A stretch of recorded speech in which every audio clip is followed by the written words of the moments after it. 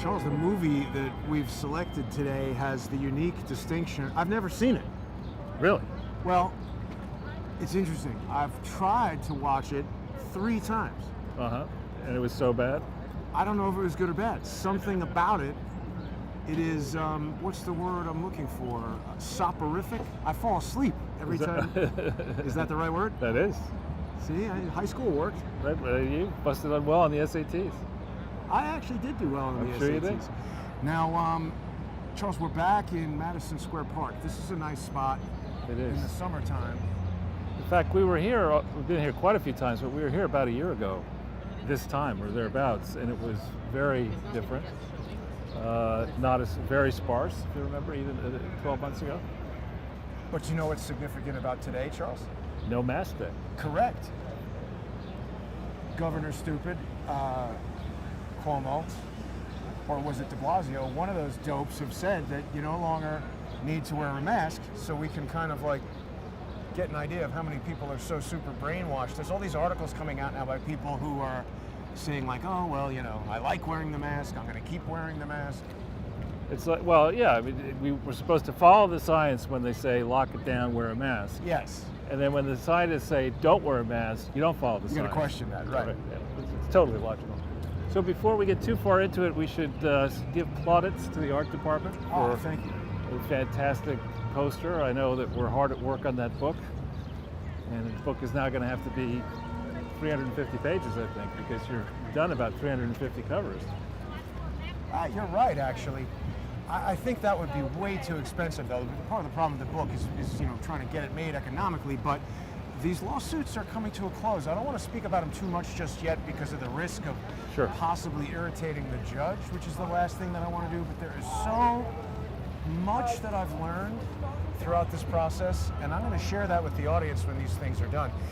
Charles, I don't know if people remember, but I did do the first 3 episodes of a series called Deep Inside Robert David Steele's Anti-Speech Strategy. You can still see that on patreon.com/ Does that have any kind of like a, what's it called? You know, you put the first letters of each.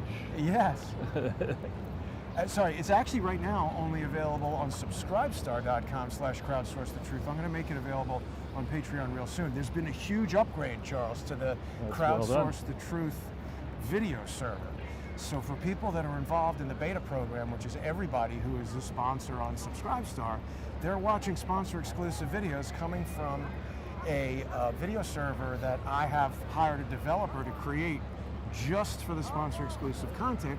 And starting yesterday, because a lot of people were saying they're trying to watch on their phone and stuff, if you have a low bandwidth connection, the server will now detect the speed of your internet connection and deliver high, medium, or low bandwidth videos. That's great. Yeah, it was a really exciting feature that they've implemented, so that's a cool thing. This is a beautiful scene, actually, of the park. It reminds me of, who's that artist that's not, is Manet? Manet? No. Manet. No, I'm thinking Sunday Manet. afternoon on the island of La Grande Jatte. Is that Manet or is that? That's pointyism. It's Seurat. No, I'm thinking of Manet, actually. But it is evocative of those impressionist scenes in the various French parks. Is that a speaking spell, Charles? A what? Suddenly I'm choking on something. Maybe let's move away from these plants. Perhaps these weird plants. It looks like this kid is playing with a speaking spell. That'd old be toy that E.T. used to phone home. That would be a retro toy for sure. Wow. You What okay? just happened to my voice? You want to get some water or something? That's all right. What would you like to discuss today, Charles? Well, Joe Biden continues on his quest to become, in a short period of time, let's go that way. In a short period of time, the most ineffective, feckless buffoon ever to operate. An electric F-150? Yeah. He's definitely got that distinction. Inside the confines of the Oval Office when he deigns to show up, when he isn't taking a lid. I don't know if you heard what he did before the Coast Guard just now. Well, he said they weren't paying attention or something, or he made fun of them? Well, he delivered a line that apparently was lifted from somebody else's speech and nobody laughed. And so he said, God, this is a dull class. Yeah. Come on, man. I mean. But then they laughed. At him. I guess out of kind of uncomfortable. And again, if you were to take you or me, who have no political experience, and ask us to pretend that we legitimately won the 2020 presidential election and were legitimately running the country, we could probably pretend that we were doing that. And whether we got away with it or didn't would be a function of whether the corporate-owned media decided to clean our clocks and shoot us at the wrong angles and unflattering this and that, and weave together the type of Steele dossier bullshit stories that were thrown at Trump nonstop. But in the case of Joe Biden, he doesn't have that excuse. He can't say, well, look, man, I have no experience in Washington. When he was up there a while back, he said, I've been at this since I came to the Senate 180 years ago. Right? So let's say he wasn't there 180 years. Maybe time travel is possible.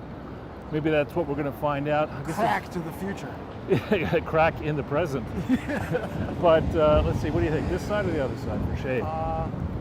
This side maybe. Doesn't matter. This side.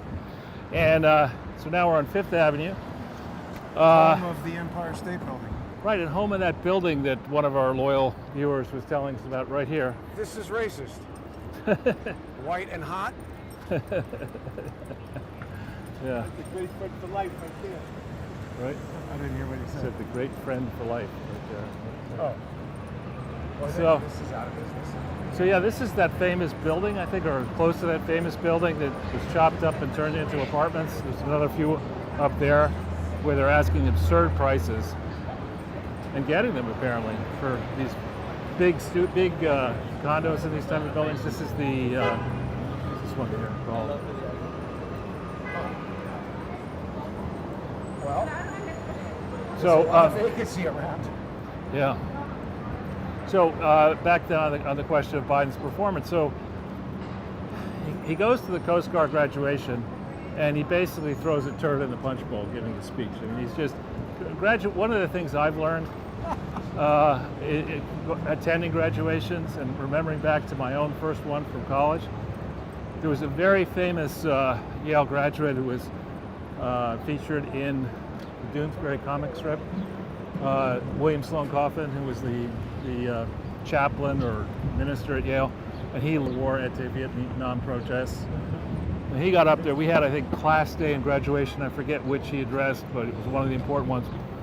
And he said, I'm looking out across the sea of smiling faces, and I just want to start by saying, I hope this will not be the happiest day of your life. That's a good point. And it was an excellent point. And he went on to say this is a proud accomplishment, particularly for the parents. We're grateful that the kids are now have achieved these important milestones, but may you go from strength to strength. Charles, isn't this new? And isn't this Chinese? It's certainly not Vietnamese. It is, I don't think, new though. So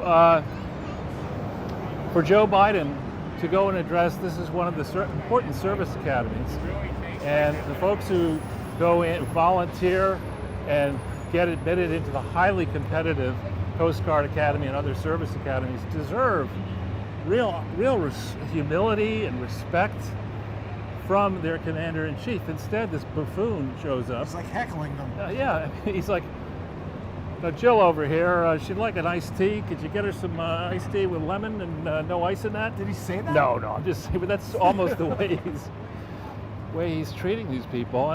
And frankly, the way a lot of the recent Democrat presidents have treated people in the military service. I mean, Hillary was famous, and Valerie Jarrett and others were famous for being mean to them, right? Not just being mean, treating highly decorated officers as if they were butlers.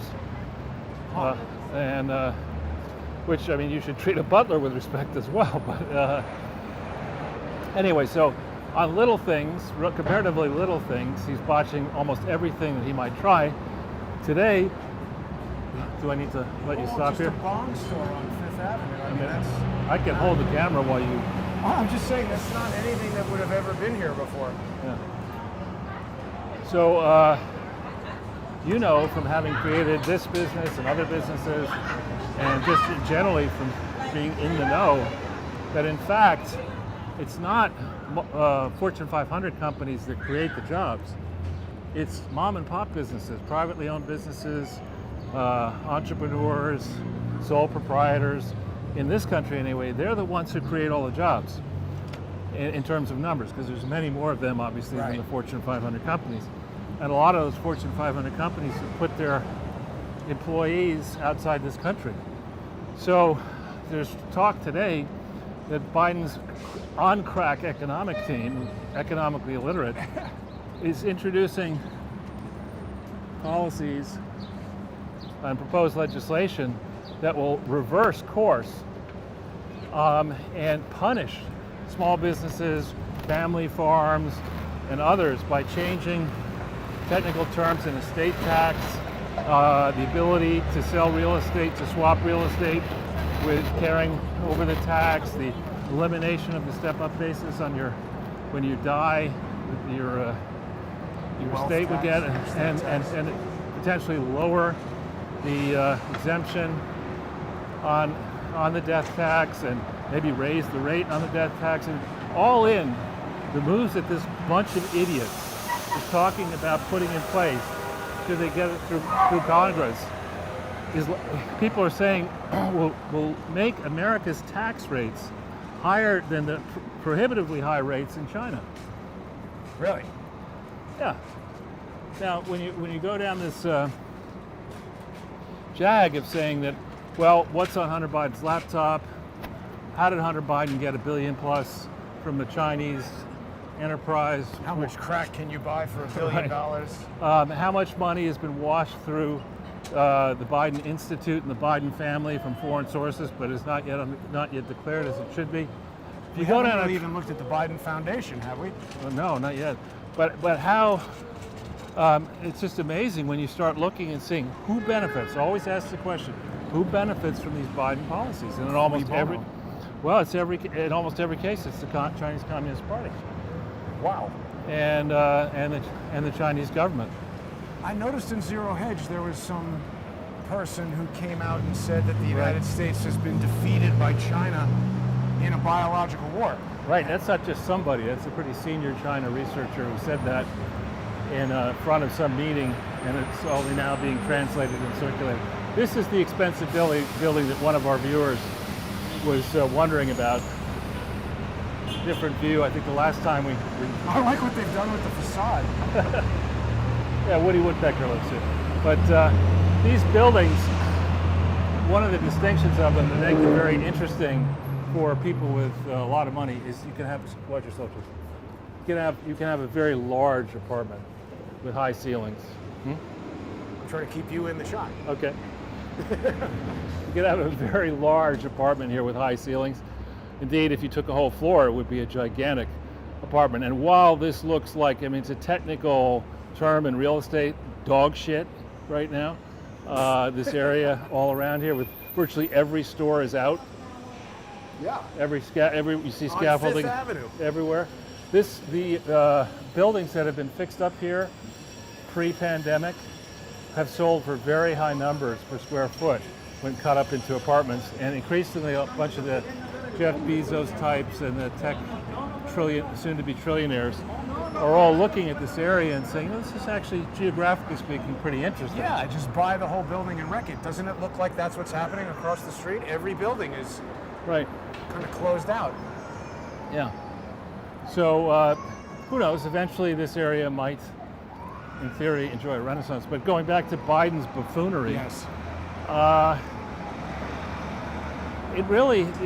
used to be told by people senior to me with a lot of business experience that effecting change in a larger enterprise is like getting an aircraft carrier to turn around. It's not easy. You know, there's a certain amount of momentum that's built up in the way our large government entities are run. The bureaucracies operate in a certain way. They're unionized. To think that this moron, and he is a certifiable moron. Yeah. Even when he was young. Especially when he was young. Has managed in less, today I guess will be today's the 19th, so it's 120 days or so. This moron has managed to plunge us into a border catastrophe in the southern border. And people will have all kinds of inside baseball arguments that it's all Trump's fault. and this and that, when the truth is, and a fair-minded analysis is, in 1920, 2019, 2020, as the primaries progressed, the folks on the left made it very clear, no matter who got to be the nominee, that we were going to change our border policy in the South. And people the coyotes and the cartels in Mexico, they looked at this, and as a guess, they were all in for eventually Biden. Yeah. And the second the media declared that Biden actually won, and the social media clamped down on any dissidents, these people just said, all right, let's stream towards the border. But it's not just people from countries to the south of the United States. I know. I saw some report that the coyotes were charging Chinese nationals huge sums. I guess it's easy to go from China to Mexico and then sneak into the United States. Right, and so this idea, as we think about open borders versus closed borders, yes, there is rampant inequality, economic inequality. This is old. There's rampant economic inequality globally. And that's why you do have borders. That's why, you remember that American guy who was in San Diego area? To become a Taliban? No, he was just I think a military guy who had a gun in his car, and he got trapped in the highway lane and found himself in Mexico with a gun in his car. And he went directly to jail, and it took many, many months to get him out. Wow. Because Mexico has laws that they do enforce, including laws about people sneaking into Mexico. So I'm not picking on Mexicans, but generally speaking, if you're running a country, you have a responsibility to protect your borders. Yeah. And that's not controversial, and it's not something that I would be prepared to enter into any kind of debate about. I mean, it's just a fact. That's one of the responsibilities. You can balance them with other ones.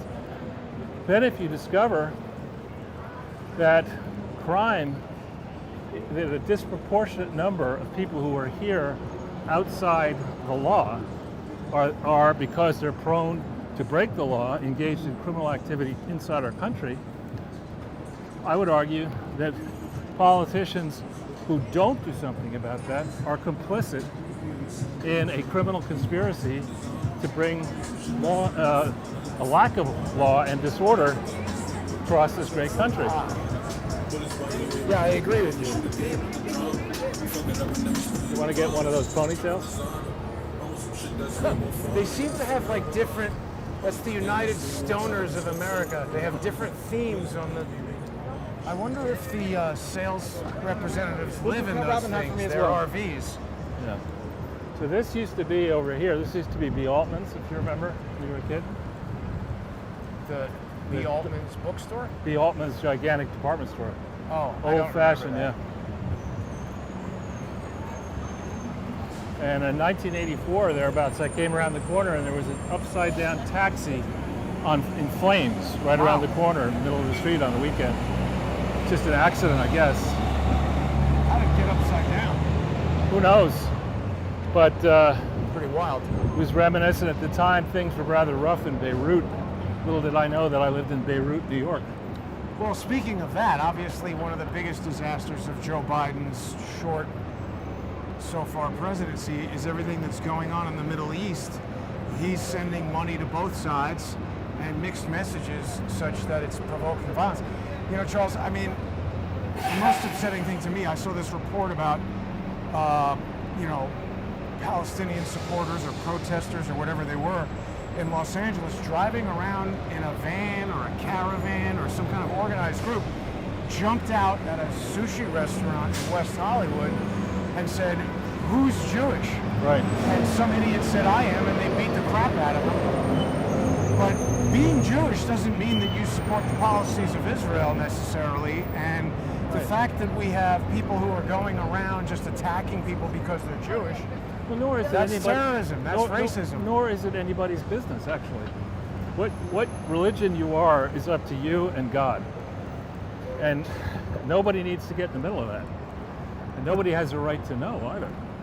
But it seems to me that, like, I'm not out saying, yeah, who's Palestinian? Let's bomb them. But I would like there to be peace between Israel and Palestine. I don't know enough about the history or the situation to make commentary on that specifically, but if support for Palestine is going to encourage people in U.S. cities to just randomly beat up Jewish people, I definitely don't support that, and anybody who does is supporting terrorism. Well, speaking of that, BLM, a supposed spokesperson for BLM, and we know from past reporting on your show that there are many fake BLM organizations, so Right. unclear if this entity really speaks for, quote, the real BLM, but they're calling for solidarity with the Palestinians. Right.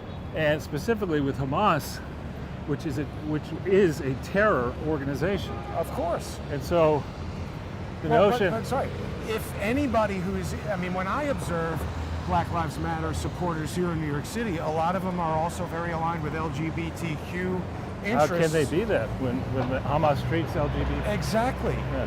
They don't like them. They're not their allies. They don't like them, and They want to kill them. They throw gay people off buildings. Whereas in Israel, you're free to be Right. LGBTQ if you want. As a matter of fact, Judaism, from a very young age, I was aware of rabbis who were gay and stuff, and it was welcomed in Right. Judaism, or at least in Reform Judaism. Right.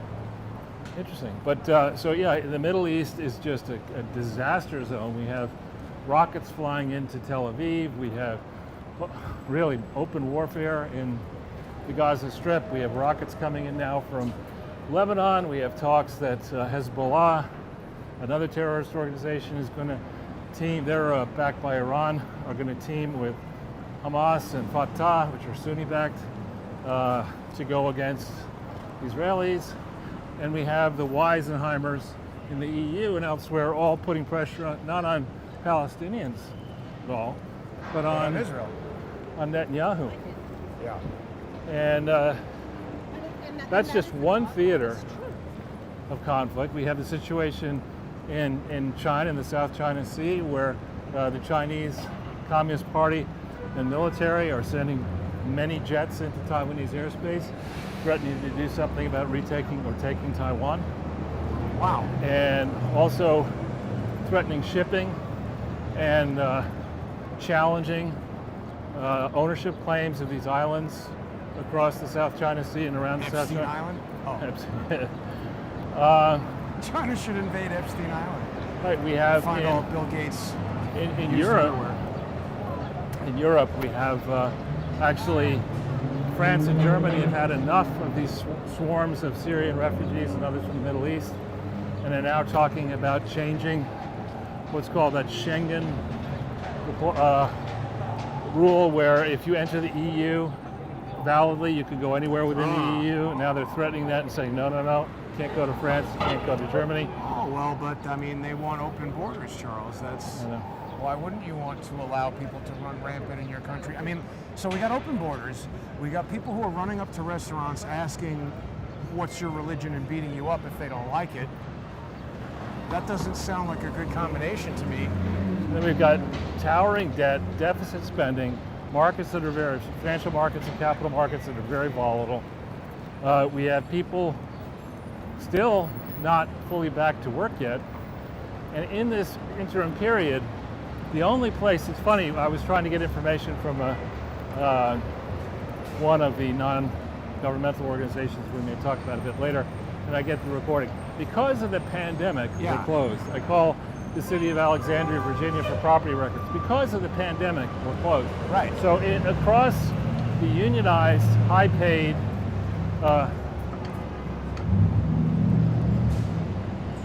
portions of government and in NGO world, we have a lot of people with cushy jobs who may ultimately never be fired, and whose costs go up year by year, especially given that we have inflation soaring up. You could expect public sector wages and cost of living adjustments to go up, whereas in the private sector, the capitalists are looking at this and saying, my goodness, we managed to survive and sell and do a lot in this period where nobody was in the office.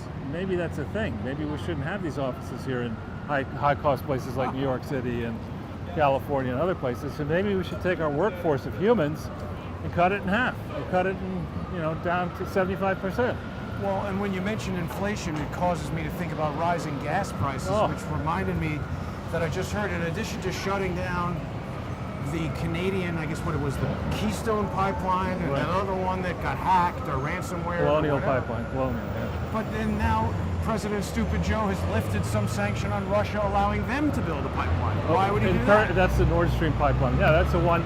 The original theory that operated back when I was in college, and people were concerned about Eurocommunism in the Soviet Union. The original reality, actually, was that Europe gets a disproportionate amount of its heating, its natural gas, from Russia. From Russia, specifically from Gazprom. And there have long been efforts to try to help the Europeans have an alternative source of supply, not necessarily American gas, but something other than. Wasn't that something Qatar was trying to do? Or Qatar was definitely trying to do that, and others were trying to get gas in there. Many would argue that's the whole purpose of the war in Syria, to get Russia out of there with their gas and do some stuff with a pipeline. Right. So the point here is that stupid dumb Joe. Remember, we have Hunter Biden in on the Burisma, which is a natural gas and energy company in Ukraine. Also important suppliers of natural gas into Europe. Ooh, Tesla taxi, Charles. Nice. That's a very ADD thing for me to point out, but there we go. And there we have the library across the way. I can't tell whether it's open, can you? It is. They opened it today. Is that right? Wednesday or last week. I don't know. When they said that, I remember they said libraries would be open. Let's see if it in fact is open. We'll be walking by it shortly. Can we go in there? No, not with a camera. Looks like it could be open. Normally it would have the revolving door open. No, it's not open. Oh, it's not open. And the masks on the lions are gone. I've been watching a lot of videos of lions eating various prey, and then the prey fighting back. So back then on the situation in Europe, we have the European Union, I think, continuing to disintegrate now that we have Brexit. Other nations are looking at this and saying, what the hell? What do we need this bullshit for? It's bureaucracy. Are they? Who's doing that? I think some of the smaller countries in the EU are saying enough of this. But wouldn't the smaller countries want to be in the EU? Depends. So like Hungary, Poland, no. Those are both countries that are actually embracing really Trumpian economic policies as opposed to Euro-socialism. And are blossoming. So they don't want any part of these. In Germany, you have, not only do you have a national federal bureaucracy, but you have regional bureaucracies, you have state bureaucracies, you have city bureaucracies, and now on top of that, you have the various European Union bureaucracies. I mean, it should tell you all you need to know that they decided in the EU to have two capitals. What do you mean? I thought it's just in Brussels. Strasbourg, well, they have one in Strasbourg, one center in Strasbourg, and one in Brussels. Weird. It's weird. No, it's just I didn't know about the Strasbourg. If your objective in government is to promote fine dining, catering services, hotels and fancy airports, you want to have as many capitals as possible. And you want to tell everybody, hey, this meeting's going to be in Strasbourg, and at the last minute change it to Brussels, and then come up with a third opportunity. Of course, I'm making some of that up. That's this Chabad, is that how you pronounce it, of downtown, Midtown? Chabad. Chabad, okay. You got to get that. Chabad? Okay, whatever. Some people have pointed out some things about Chabad that are maybe, I don't know much about it at all, to tell you the truth. But anyway, they normally have police protection. Oh yeah, right. I would think that would be a place that there would be protesting at. So here we are in the center of what once was a thriving city, 42nd Street, heading to 43rd on 5th. And again, it was much more foot traffic than we've seen in the past, with store after store out.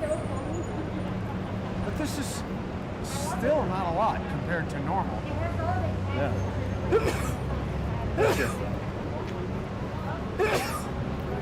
Yeah, see, that sign said Chabad Lubavitcher of Midtown. The Lubavitcher are the super religious guys who were doing something in Brooklyn. There was that guy who they thought was the Messiah or something, and then he died, or he was killed. I don't remember the details of that. Are you the official historian for that? Yeah, that was the detailed official history of this guy, and something happened. I don't even know. Yeah. More moving trucks, Charles. Exactly. Yeah. I had a lot of stories in mind that I wanted to ask you about, but it's... Well, let's talk a little bit, since we're talking about Europe. Mainstream media and the Daily Mail in particular are all over Bill Gates. And in the...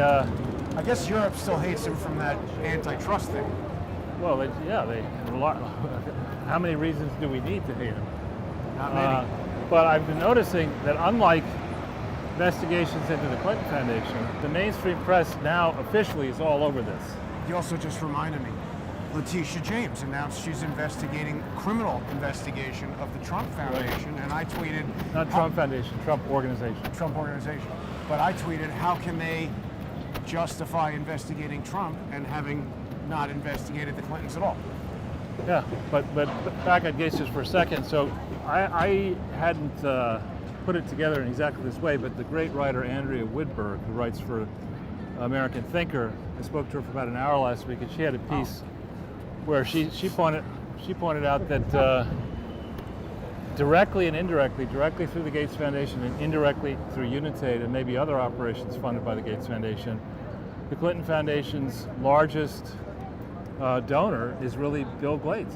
Bill Gates and organizations heavily influenced by Bill Gates have given more than $700 million to fake. So he's doing something with Unitate? I thought Unitate was France. No, Unitate is a consortium of governments and the Gates Foundation, and it was put together as the brainchild of some folks in France with advice from Bill Clinton, and I think also from Gates certainly, and from likely Rajat Gupta, the disgraced felon who used to run McKinsey. I got to tell you something, Charles. Unless you're trying to discern the finer points of cruising hookers in Little Rock, I don't think there's too much advice that Bill Clinton could give you that's worth anything. Yeah. Well, so this story, remember the official story when Gates was still married to Melinda was, I saw Epstein, but it was nothing really. Well, first he denied it.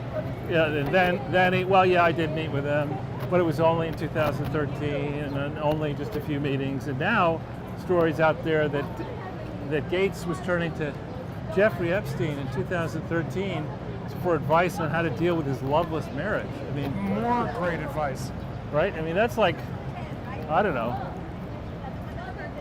I don't want to get in too much trouble. Yeah, I think we could have some funny conversation offline about what that's like. Exactly.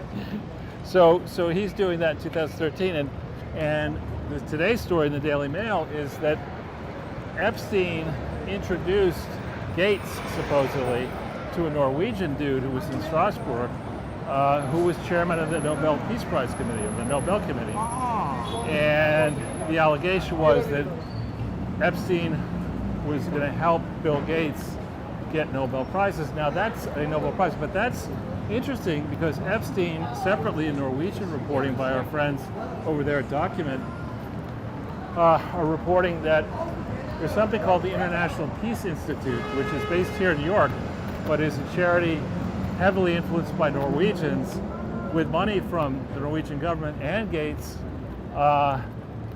And one of the people involved with that was given a personal loan by Jeffrey Epstein.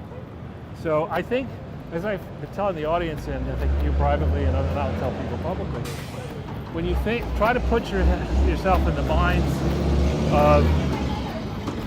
of what how these criminals think. It's a perversion of an analysis that this Lehman Brothers partner told me long ago, the famous so-called has-gets analysis. What do I has and what do I gets? Right. So if you have a lot of money and you want a Nobel Peace Prize, you can get it. You can get it if you figure out who makes the decision.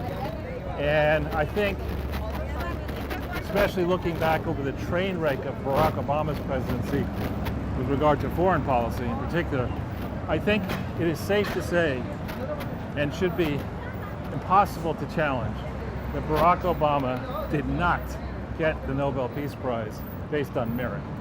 Well, I'll tell you, Charles, when I was doing research for my defense in Steele v. Goodman, I called the Nobel Organization several times. And you asked in for a Peace Norway. Prize? No, I was trying to find records to verify Robert David Steele's claim that he had been nominated for a Nobel Peace Prize. Right. And I can tell you that that is an incredibly opaque organization, Sure. operated by a bunch of dopey Norwegian people who aren't very used to somebody nosy like me calling them up and asking all kinds of questions to which they had no good answers. Right. And there remains zero evidence that Robert David Steele was ever nominated for a Nobel Prize, but it was clear to me that this was an organization that perhaps wasn't as noble as Right. you might have presumed. But if you're sitting there, you know, in the very beginning, because I had some experience, unfortunate experience with McKinsey having to fire them, you look at the constellation of characters that were involved in the project to rehabilitate Bill Clinton. You have now a felon, Rajat Gupta, the disgraced leader of the country, implicated in a lot of stolen and missing funds, to leave his name out of the equation. We have an outsourcing project which gutted the middle class, not simply in the United States, but around the advanced economies of the world. We have a passport that allows you to travel without really any intervention on the part of the police, that being the entourages of current and former leaders of different important nations. And you have this very interesting stew that you could cook, where you create an organization that sounds like it's noble. You get these consultants involved, you get former presidents involved, you get crooks involved, and you trade contributions to the foundation for opportunities to get introductions to these influential leaders who then promote these business deals and also encourage their own governments to give this organization more grants that you then steal. So the money you put into the organization pales in comparison to the money that you could basically take out of the organization. And you know that the IRS has been gamed and the Department of Justice has been gamed. And you know that the state level organizations across this country do not, in the main, have the resources to investigate and prosecute these mammoth frauds. So you're in the fraud business. And the bigger the fraud, the more likely it is actually that nobody will ever get challenged Too for it. big to fail. Too big to detect. Too big to be checked. That's right. And you've just reminded me of something else extremely exciting, Charles. What's that? Well, I had opportunity to speak with our new friend, Matt Schlapp, this morning. Good. How'd that go? I think it went well. I invited him to come on the show and to address these concerns, answer the questions. I mean, it's still possible that we could be incorrect, right? No. Oh, well, all right. I asked him to join us and point out what we might be missing. I mean, it's possible that we could miss a fine nuance in a section of a report, but on the substance of whether these public filings are defective, we have not missed anything. I know that, but I think if I invited him into the lion's den and told him he had to wear a meat suit, he might say no. He's probably going to say no anyway. He's probably going to say no. But I want him to have a fair opportunity to defend. I mean, we've made this accusation based on evidence. What I will say is it's going to sound nice in the beginning, but I would caution anybody listening that you better do your diligence. To be fair to Matt, he only became chairman or chair of the American Conservative Union and of the American Conservative Union, well, the American Conservative Union, I mean, he may be chair of the American Conservative Union Foundation. Those developments occurred around 2014 or thereabouts. So on the one hand, you could say, well, stuff that happened in 1983 is not really all that important in 2014. You could say that. Or, well, You could say that. You could You'd lull be wrong. you could lull yourself into a false sense of security if you actually just said that. Now the problem with a lot of these people, and I'm not a lawyer either, so we're to the bottom of some of these legal issues. Problem with a lot of people who seem to be involved with the American Conservative Union and its foundation is that their primary business is politics. It's either being a political consultant, being a lobbyist, Right. being a candidate. This may well be a candidate for mayor here. Oh. Huh. I wonder who that is. He's got a mask on. And today is the first day that you don't need masks. No, but it's definitely somebody. It's not just an ordinary person here. I wonder who this guy is. That is Is an anyone from extraordinary person. Can somebody from the crowd? It's probably a Mexican, a Hispanic American running for mayor or something. That guy's got an owl on his shirt. No, not an owl. An owl American. So getting back to this narrow question, Matt could basically say, look, everything that happened prior to my becoming the chair is something I had no control over. That's true. Well, not really, because he was on the board Oh. starting in around 2008 This or is why I 2009. invited him to speak to you, because you know a lot more about it than I do. Yeah, he was on the board 2008, 2009. And what I would encourage the Schlapp team to do, should they decide Ducati, Charles. to come on the show, is I would encourage them to ask themselves the question: is the American Conservative Union Foundation, because that's the first thing we're going to talk about, is it technically an organization? And because only organizations can file 990s and seek exemption from federal taxes. And I will tell you that my answer is no. Right? There's conclusive proof. I'm giving him. I feel like he's a busy guy and maybe he won't take the time to do this, but I would urge him to look, for example, off the top of my head, at the bylaws that are filed in New York State. The only bylaws for the American Conservative Union that are available on the New York State site so far are the amended version, amended on the 10th of February 2006. In the history section of those bylaws, it says that at the top of the bylaws it says not previously amended. Okay? In the history section it says they were adopted in 1983. Now it doesn't tell you what month, and I think there's a reason for that, but we'll save that for the debate, or for I think I know the reason. He did email after the phone call. He asked that I send a proper email interview request, which I did, and he wrote back right away, and I think he CC'd the legal team or something, so I guess they're considering it. Right, but let me just keep going if I may. Yeah. So the February 10th, 2006 bylaws are the First Amendment. And we know whatever bylaws may have been adopted in 1983 were not bylaws for the American Conservative Union Foundation, because that name wasn't used then. It was the John M. Ashbrook Educational Foundation. So if you don't amend your bylaws around March 2nd, 1987, when you change your name, that means that from whenever you changed your name, March 2nd, 1987, to February 9th, 2006, you were not an organization. And last I checked, that's a fuck of a long time. That's like 20 years. So, but what is it if it's not an organization? Just like a club? Well, the point is, at a high level, forgetting all the numerical errors and all the other errors, it is impossible for something that is not an organization to be tax exempt. An organization is a validly organized and operated association, trust, or corporation. There's no such thing here for 20 years. And once you fail one of these tests, that's it. You can't. You're done. You're done.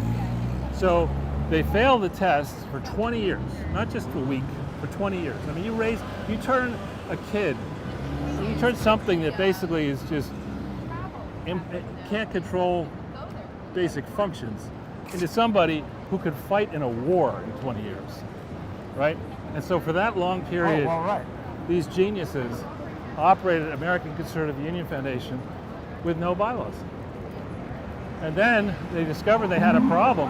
One of the reasons they had a problem actually with this is that from the inception, there were meetings beginning in as early as 1974 of the American Conservative Union, of the Conservative Political Action Conference, and all that, where there wasn't an actual formal organization, but that didn't stop President-elect Reagan from showing up and giving speeches, right. or George H.W. Bush, raising money and everything, and all these people. So it's a lot like the situation you find yourself in with the Clinton Foundation later, where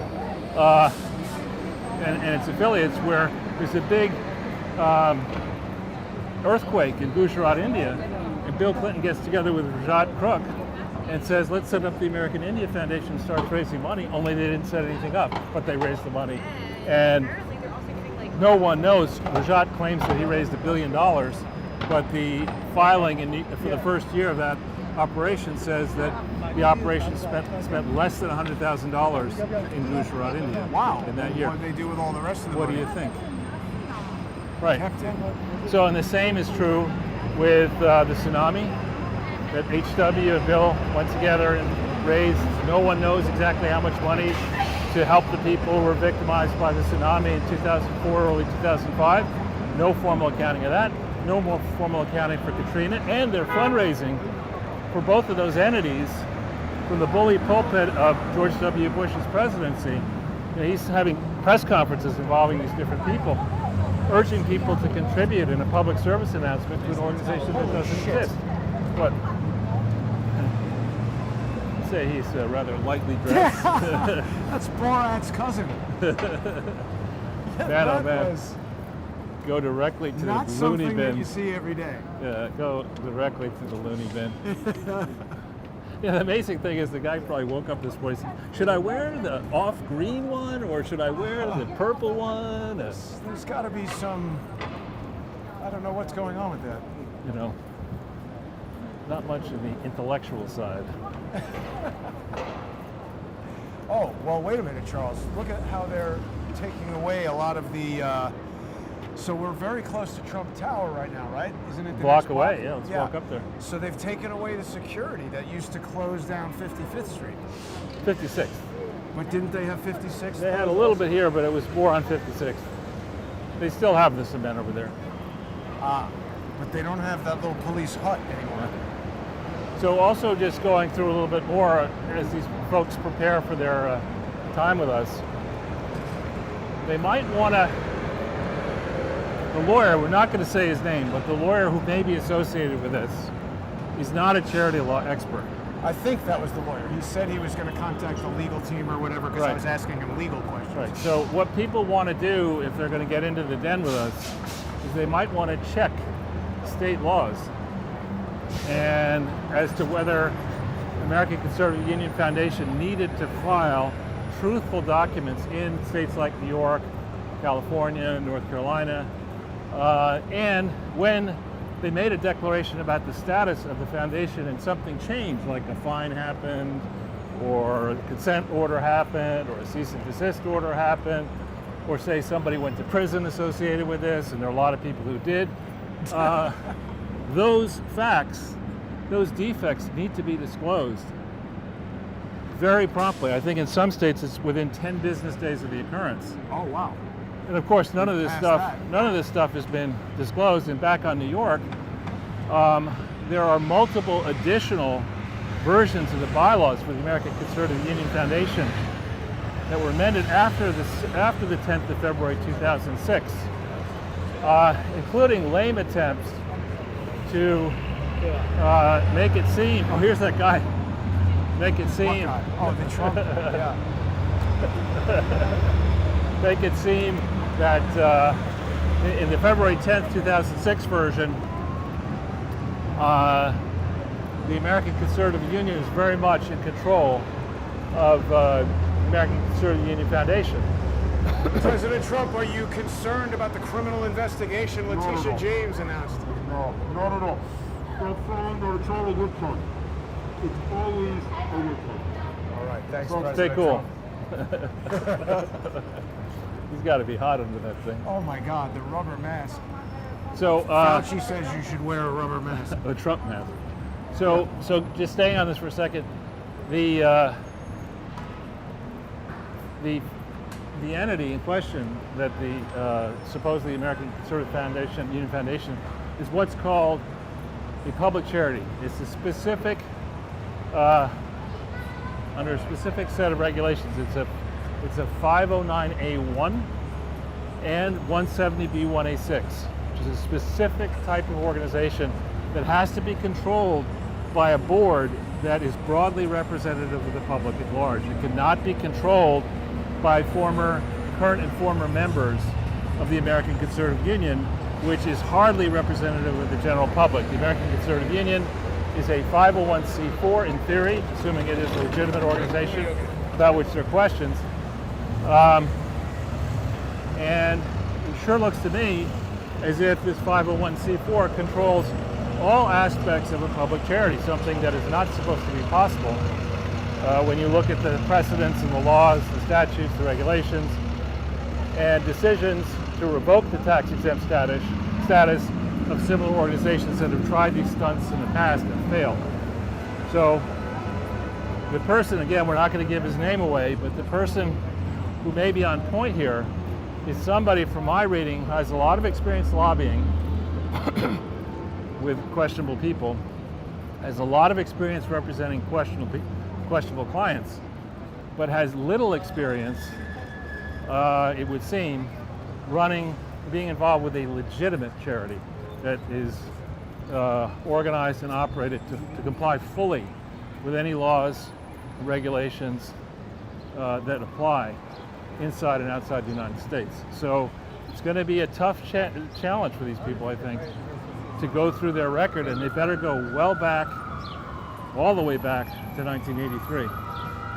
There's a roller, Charles. Nice. It seems like the type of thing that, it seems like the type of thing that he would be likely to decide not to do, but that would essentially be an admission that we're right. Right. Well, either way, we are. and again on this, I would make this point, which is that it's not your responsibility or my responsibility to give a list of questions to these guys, and that's the end of it. We ask them some questions, and they choose which questions they want to answer, and they're only going to answer some of them. And if we miss a question or get something wrong, nothing wrong with all that. I have no responsibility to run, or to you, the American Conservative Union Foundation or union in any way. It's Matt who does, and his people who do, and they can claim that they're not getting a salary. It's Rolls-Royce City. It's Rolls-Royce Day. Yeah, he can claim that he's not getting a salary, but that's the same dodge that Bill Clinton uses. That I'm not taking a salary for my good work at the Clinton Foundation. That's bullshit. I'm surprised he would use a Dodge with all these Rolls-Royces around. So which way do you want to go, Jason? I don't mind. Well, you want to check out Lincoln Center since we're right over here? Lincoln Center is a bit far, but we could go that way. I mean, isn't that that's Columbus Circle? Sorry, that's what I meant. We could also go to like Newark if you want, but nah, not Newark. The question is, do you want to go into the park, or do you want to go along? Yeah, let's go into the park. I like going. All right, let's go. So, the Clinton dodge is, I didn't collect the salary, but it's a lot more valuable to get an office in Washington, D.C. that's very big with a secretary. Now, wait a minute. You've just reminded me of something somebody else just said to us that seemed to be a defense against any kind of impropriety in the charity, which is, well, I'm not getting a salary. Right. And it's like, right, but it doesn't matter because you're already rich. Well, and there's a ton of other benefits that come from running that thing. Well, again, the cost of the test in deciding whether you're getting what's called an illegal private benefit, is not simply did you get cash money. It's did you derive any sort of advantage or edge, soft or hard, through the operation of the charity. And actually the test is not did you, Jason Goodman, did I, Charles Ortel, get that benefit, but over the life of the charity, was there a private benefit created over the life of the charity by all people associated with the charity that's, quote, more than insubstantial, which has been held to be an amount cumulatively less than $1,000. So when you think about things like picking on the National Rifle Association, and that moron Wayne LaPierre flying around the world trying to shoot animals, Torturing elephants. and traveling with a security detail, flying private, maybe having a fancy office down in wherever their headquarters is and elsewhere. All of these things are private advantages. I mean, you would look at comparable charities and you would say, what is the travel policy? In my mind, the travel policy of a charity should be, if it's a domestic travel, Coach class. coach class, absolutely. Yeah. Let's go. What the hell is this? This is new. I don't know. It's like Georgia Guidestones at Central Park. Let's look at this a second. I hope they didn't pay more than $6 for it. Well, I've never seen this before. Have you? Nope. It looks like it moves. Doors for Doris. Oh, you know what this reminds me of is the, doesn't move, but the Cristo gates, remember that? Yeah, I do. Cristo, yeah. We did a 3D Yeah, production. well, here it is. See? Doors for Doris. It's a public art fund, Charles. Stone forms the foundation and framework of New York City. It's the bedrock that's Public Art Fund founder Doris C. Friedman. I sincerely hope this did not cost more than $5. I don't know. It came from quarries in Brazil, China, India, why not Russia, and South Africa. And then I think we're going to go way out of our way if we bricks. go up this way. I think we should go down because we got to walk Sure. home. Too. Where was I? Well, so the foundation. And Oh yeah, so you get like Chelsea Clinton, for example, doesn't take a salary, but the Clinton Foundation gives her a suite of offices, Right. a chief of staff, lets her fly private, probably pays if she needs a publicist, pays for that, and shoulders a whole bunch of expenses when she travels, and that should all be disclosed in the filings, and it's not, of course, nor are the amounts paid. When you look at the travel budgets of the Clinton Foundation as an example, they're very, very high. And so, as we've talked in the past, there are all kinds of... cute. The dog or the bicycle? Or Both. The attractive woman with a cute little dog in the basket of the bicycle. I think we stay on the street. Sure. It's all right. So, when you think about the Clinton Foundation, to pick on one, and later NRA and others where there's a lot of travel, normally what you have is you have one travel vendor, one or two. And if you're operating Match Lab Consulting and American Conservative Union and another consulting firm and another communications firm, and you've got a crooked travel agent who's willing to play along, you can decide. If you've got clients who will happily pay extra for travel, Right. for the same travel city pair, you can charge the client that's willing to be soaked more, and let the client, another client, it out. yeah, and you can also be unethical. You could charge 3 clients the same thing for a trip that ought to be 1/3, 1/3, 1/3. So there needs to be very close scrutiny. Well, we also should bring up the point that this is one of the first things that Hillary Clinton did when Bill became the president. Right. She wanted to replace that guy who'd been the travel secretary since Travel office, LBJ with a private company that was owned by a friend of theirs, and that's Bill's when cousin. Travelgate came about. Exactly. There's one other thing I wanted to bring up about Wayne LaPierre. I know this is totally unrelated, but as I said, I've been watching a lot of wildlife videos for just, YouTube, sending them to me, and elephants get pissed off, Charles. If an elephant sees a lion, like trying to kill a buffalo, it'll just kill the lion. Is that like a whole metaphor there? Elephants are Republicans? Oh, I don't know, but there was some video I was watching, which it's normally narrated by a British person, because that sounds Always much sounds more better, intelligent. yeah. Like, this hyena goes straight for the liver, rich in vitamins. It's like, how do they know? But the point is, the elephant, it's this British guy says the elephants despise the predators of the jungle, and they'll just like step on a lion. So Wayne LaPierre would absolutely get skewered and beaten down by an elephant. That Well, video of him naming the elephant is terrible. If you think about it, that same video, if you were to pick on, say, somebody from Brooklyn, Italian American with a Brooklyn accent, said the same thing, everybody in the audience would be disagreeing with the guy. But the English guy says, oh yeah, sounds good. Yeah, must be right. Yeah. So Chelsea Clinton is doing stuff with travel. These guys have all kinds of elaborate ways of inuring themselves. Right, and Steve Bannon, who got in trouble and is in trouble with that charity, the Build a Wall Foundation. Trump pardoned him, but New York State appears to be going after him. The trouble here with these various and sundry charities is that, as Bannon said, that at CPAC, the place that you never went to and I will never go to, most likely, though you wanted to. It's tough to place a real true value, economic value, on the coveted speaking spots, which are the final day. Of course, you want to have the big kahuna. You have the speech at the Reagan dinner. You have various other speaking slots. Those are controlled. Those decisions in the past have been controlled by either Matt Schlapp himself or the chairman, or a committee heavily influenced by the chairman. And you get to decide who's anointed. You can go from obscurity to national prominence just from one appearance there. Well, and once you pick these politicians and out of obscurity and you give them a prominent speaking slot, they decide to run for election or re-election, they need money and they need a political consultant. And whether you're that consultant or a friend of yours is that consultant, you're creating currency.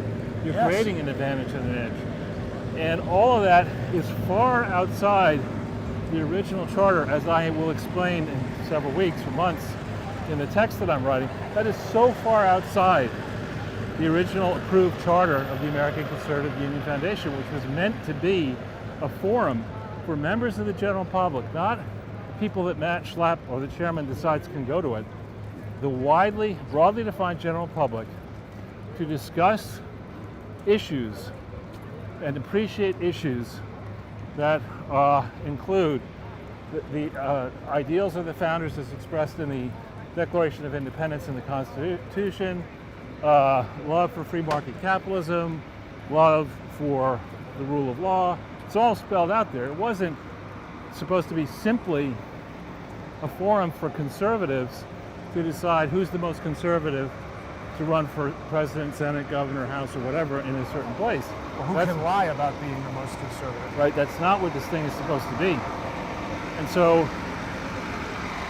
when you go back, that's why it's so important to go into the history and to maintain great records. I mean, if this were the Abbie Hoffman Burn Down the World Foundation, I would understand why there are no records. Abbie burned them down.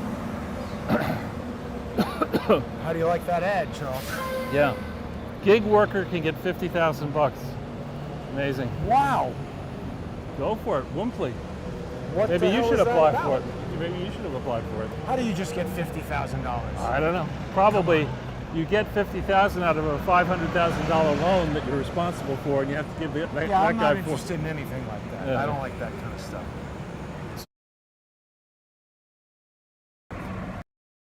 What? I think the battery died on this. Those huge, massive batteries, the thing turned off. Wait a minute now. See, I should have bought Sony batteries. These were some Chinese off-brand. It's supposed to be twice the power of the other. I mean, look at how big these batteries are. This is like twice the size of the other ones. So are we done? Or? No. Let me see if I can. Wow. Well, now it's. I don't know what's going on. Hopefully that'll work. Let's keep going. Sure. So what will we? It's not about who's the most conservative. Watch out for this. Right. Yeah. So the point is, when we think about history, history is important, and I'm not going to call it herstory or personstory or whatever. History is important. Themstory. And evidence is important. And when you're talking about a public charity, you have to keep in your files. Again, you're the conservative, American Conservative Union. You keep copious notes. I changed my name from the John M. Ashbrook Educational Foundation to American Conservative Union Foundation, you damn well better have a resolution, a board minute saying you did that. And for all these people who were on the original board of the John M. Ashbrook Educational Foundation, many of them are lawyers.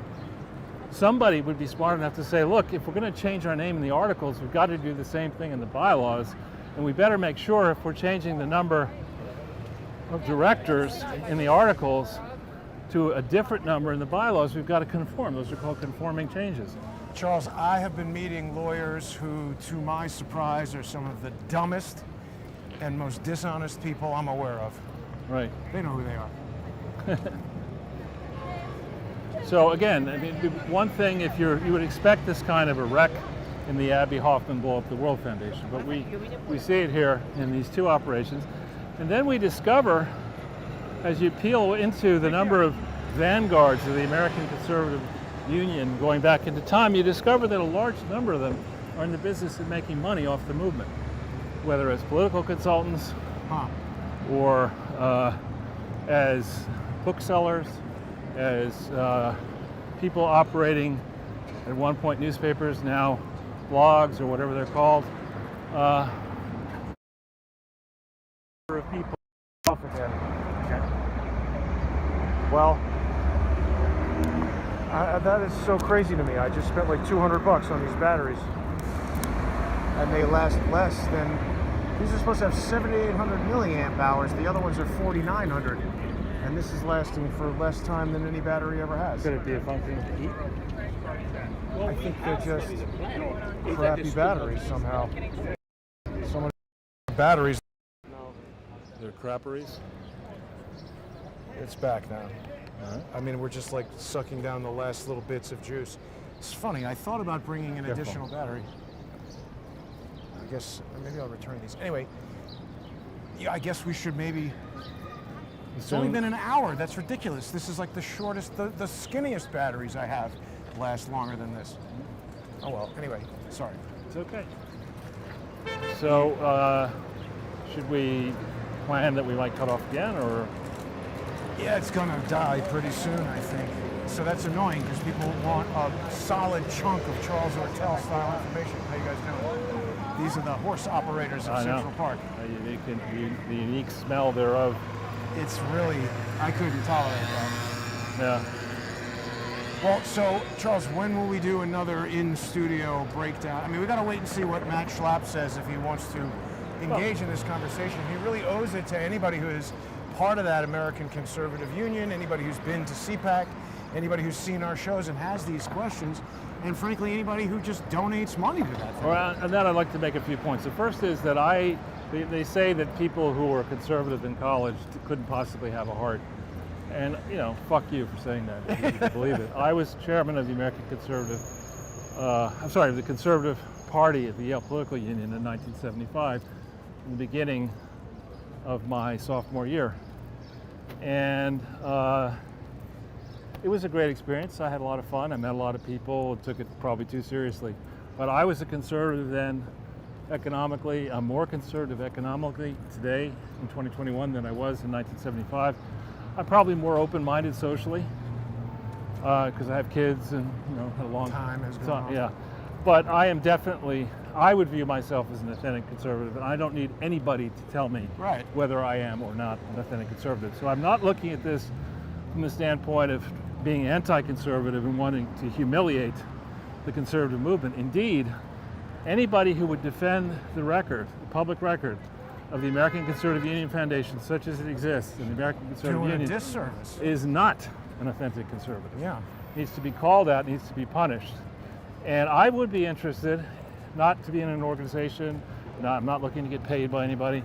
I would, as I did with Barack Obama's foundation, I would happily, if some new group of conservatives wants to come up and create a new organization to promote conservative ideals globally, not just in America, I would be delighted. Help them understand how to do it legally. Yeah, I mean, I'm not a lawyer, but I'd sit with their lawyers and I'd look at documents and I'd ask questions and try to help them for free. You know, so this is not a power grab for me. I'm not trying to run for office. It's not a money grab. I do care. I think conservative principles make abundant sense. Hang on. Lost sound again. This is so inconvenient and terrible. I mean, the reason I got these batteries was so we could go for longer conversations. Let's see if we can just squeeze a little bit more juice out of these. So see, that's the interconnection between all this stuff. We get more battery output to charge the phone, and it kills the sound. The headphones connected to the headphone. Well, Charles, maybe there'll be an opportunity to help. Yeah, it's out of battery. Maybe there'll be an opportunity to help Matt Schlapp straighten out this CPAC and American Conservative Union. I'd like to think so, but I'm dubious. Now, similarly, on the question of the NRA, I mean, the NRA is gone, really. It's. I think it might be a little bit too quiet to hear you now that the sound has gone. I think it might be time for us to stop. Yeah, we might have to just call this one a little bit early. Thanks for watching, everybody. We'll put a lid on it. We're going to put a lid on and call Joe Biden, and I'm going to figure out what's going on with these new batteries. Thanks to all the sponsors who help provide the batteries. People can go to subscribestar.com/crowdsourcethetruth or patreon.com/crowdsourcethetruth. And I'll see everybody later. Thanks for watching.